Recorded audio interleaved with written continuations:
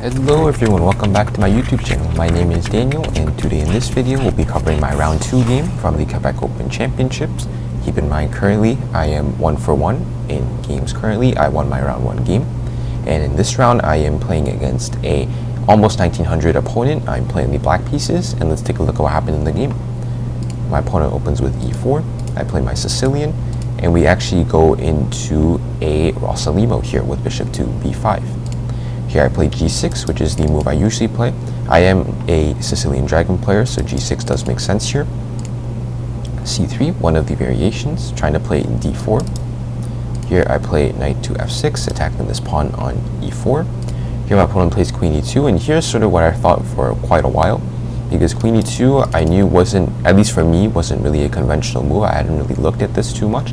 I had looked at castles and then rook e1 before c3, which is why queen e2 I had to pause a little bit and think for a while. However, here I decided on bishop g7, which looked okay. In fact, it is the best move. It is completely fine. After the game, I was concerned about d4 after bishop g7, because usually I play d5 if d4 comes. This is sort of a thematic kind of pawn structure that you will see in the Rossalimo. However, here I thought there was ideas of maybe even pinning my pieces, something like this. After queen d6, I thought there was d5 here, pinning the knight. However, here I just simply forgot about the move a6, counter-attacking. If you take, then I simply take this bishop, and if you take here, then here I am just cleanly up a pawn. Going back, so here, thankfully my opponent plays castles. I castle here. Here my opponent plays h3. Again, I thought d4 was a possibility here. However, after d5, I thought there was some scenario where after takes, there is a capture on d5, and then here I thought I had to play queen takes on d5 because I have to sort of surrender this doubled pawns, because if I take like this, then there is d takes on c5. However, here this is actually the main variation, because after queen c7 attacking this pawn, even if b4 supporting this pawn, then here I can simply play bishop g4, and I can have sort of a lot of active counterplay with e5 ideas, rook to e1, rook to b1, a lot of active counterplay. Thankfully, however, in the game, my opponent plays h3 to prevent, I am assuming, like something like bishop to g4. And here I play queen to b6. Queen to b6 is quite the tricky move.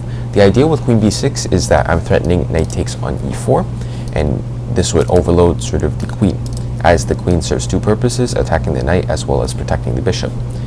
So in the game, my opponent plays rook to d1. This can also illustrate the example.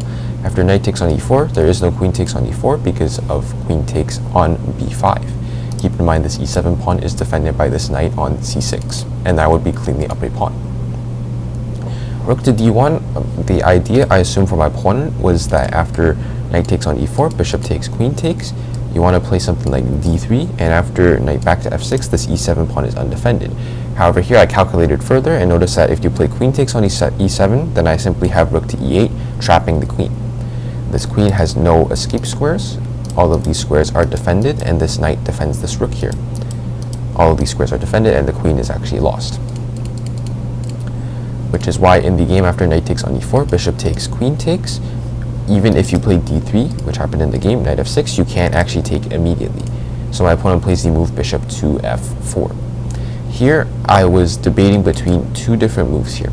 Here, I was considering either d6 to prevent knight to d5, or simply defending this pawn via knight to d5. Here, d6 is the correct move, or b6, alternatively, to get the bishop out on this long diagonal. However, d6 is correct. I didn't go for this because I thought after queen takes on e7, I would just simply be losing a couple of pawns. However, here I completely missed the fact that there is queen a4, which simply forks the bishop and the rook. This move I had missed, and if you play bishop takes d6, trying to set up a double attack here, then I simply have queen takes on d8 with check. This I had missed, which is why I didn't play d6 immediately. Instead, I played knight to d4, knight to d5, which I thought was good, attacking the bishop as well as supporting this pawn on e7. After bishop h2, here again here I played rook to e8. I thought that d6 was a little bit dubious because after something like c4, knight to b4, after queen takes on e7, I do have bishop takes on b7. However, after let's say knight to d7, bishop takes, rook takes, I thought this pawn was going to fall. I no longer have my dark square bishop dominance, and after something, let's say like bishop to e6 or bishop to f5, attacking this pawn, there is something like, let's say, bishop takes on d6, and then maybe there is some long-term dark squared weaknesses here. However, this is completely winning for black. Alternatively, I played rook to e8 here, and after knight b to d7, here I played d6, so now there is no longer a knight to e5 idea.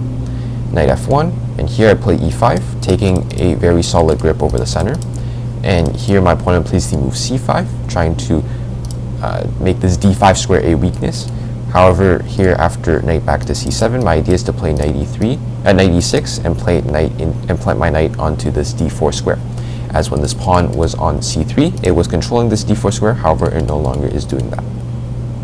Knight e3. Here I play f5, expanding here on the king side. I'm trying to lock away this bishop forever. Knight to e1.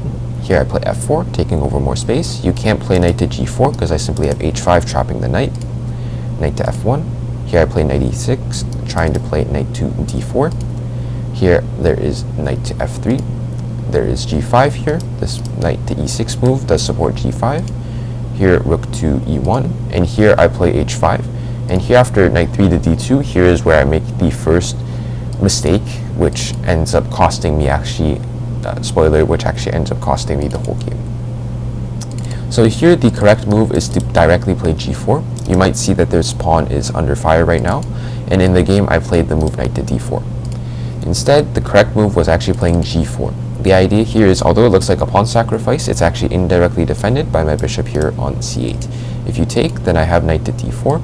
You have to defend this fork on f2. So after queen to d1, then I can simply play h takes on g4. And now I still have this massive pawn chain here. I can play b6, bishop b7, target this, rook e6, rook h6, rook g6, king f7, play my other rook to h8, bishop f6, and I have this knight on d4. This is very, very good for black, and in fact this was already winning. In fact, it was actually winning for quite a while after like f5 and after I won the pawn. However, in the game, unfortunately I didn't see this. I was just a bit shocked that after knight 3 d2 I just missed that h5 was completely undefended, that I instead went for knight to d4.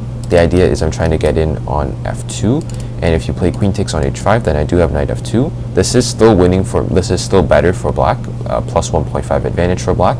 However, it does take a little bit more effort, and in a sense I'm kind of back to square one here. After queen takes on g5, I play knight takes on a1.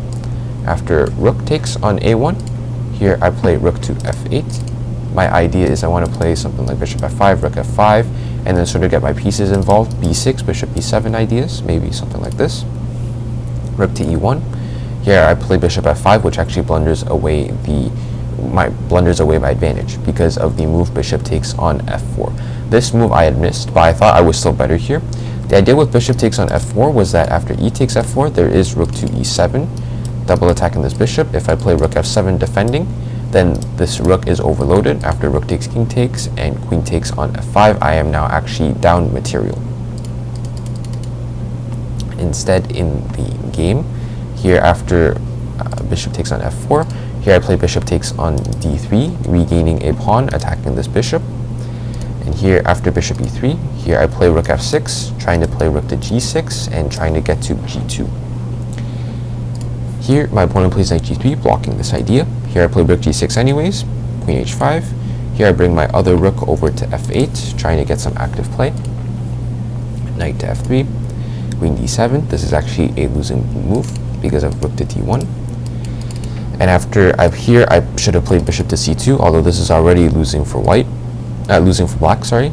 Here I play bishop f5 instead, and here my opponent simply just simplifies the position, not with queen takes there, but simply with knight takes on f5, queen takes, rook takes, and after knight h4, this forks the two rooks, and white gets back the exchange, and white should be winning this game as they do have this kingside majority here. So as you'll see, simply my opponent brings their king in, we trade down the pieces, my opponent distracts my king with this outside h pawn, and slowly ends up winning the game.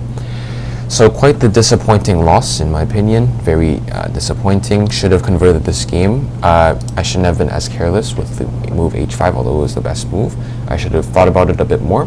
And yeah, quite the disappointing loss, but I'm still 1 for 2 in the tournament, so that's still a decent score at that point. And yeah, hopefully you all enjoyed this game. Thanks for watching.